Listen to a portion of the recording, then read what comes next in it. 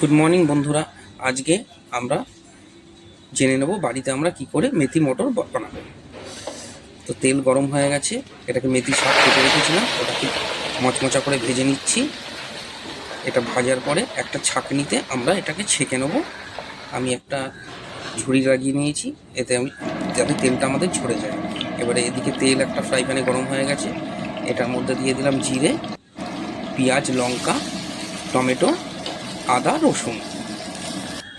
লঙ্কাটা শুকনো ব্যবহার করছি আমি, যাতে এটাকে রং হয়। এটাকে একটু লাল লাল করে মানে গোল্ডেন করে ভাজার পর কালারটা দেখুন গোল্ডেন হয়ে গেছে। এটাকে একটা মিক্সিতে আমরা পিষে নেব। তার আগে আমরা কাজু পাউডার আর মগজের পাউডার দিয়ে ভেজে নিলাম। এবার একটু গোটা গরম মশলা দিয়ে দিলাম, পরিমাণ মতন জল দিয়ে এটাকে একটা পেস্ট বানিয়ে নেব। এদিকে তেল গরম হয়ে গেছে, তেজপাতা, শুকনো লঙ্কা ভাজা হয়ে যাওয়ার পরে টমেটো, পেঁয়াজ, কাঁচা লঙ্কা দিয়ে এটাকে ভাজতে হবে। এবার আমি একটু বাটার ঢেলে দিলাম, একটু দই ঢেলে দিলাম, দিয়ে ভাজছি এটাকে। এটা যখনই লাল লাল করে ভাজা হয়ে যাবে তখন আমরা মশলাটা দিয়ে দেবো। সামান্য একটু হলুদ দিয়ে দিলাম, Kashmiri chilli powder, kitchen king আর গোড়া মশলা। এর ওপর এই পেস্টটা দিয়ে আমরা ভালো করে ফ্রাই করব। যতক্ষণ পুরোপুরি না শুকিয়ে যাচ্ছে ততক্ষণ ধরে পেস্টটাকে ফ্রাই করতে হবে। এই যে কালারটা এরকম হবে।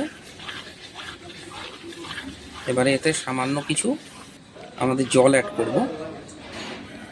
এবার মেথিটা আমরা আগেই ভেজে রেখেছি, মচমচা হয়ে গেছে, মেথিটাকে ঢেলে দেবো, মেথি শাকটাকে। আর মটরশুঁটিটা আমি সেদ্ধ করে রেখেছিলাম, ওটাকে ঢেলে দিলাম। এবারে এটাকে আমরা 10 মিনিট ধরে ভালো করে ফ্রাই করব। না, আমাদের ফাইনালি মেথি মটর রেডি। ওপর থেকে একটুখানি ফুড ক্রিম দিয়ে দিলাম, দিলে খুব সুন্দর লাগে। ধন্যবাদ। ভালো লাগলে বাড়িতে একবার নিশ্চয়ই বানাবেন, একবার ট্রাই নিশ্চয়ই করবেন। থ্যাংক ইউ সকলকে, অসংখ্য ধন্যবাদ আমার ভিডিওটা দেখার জন্য।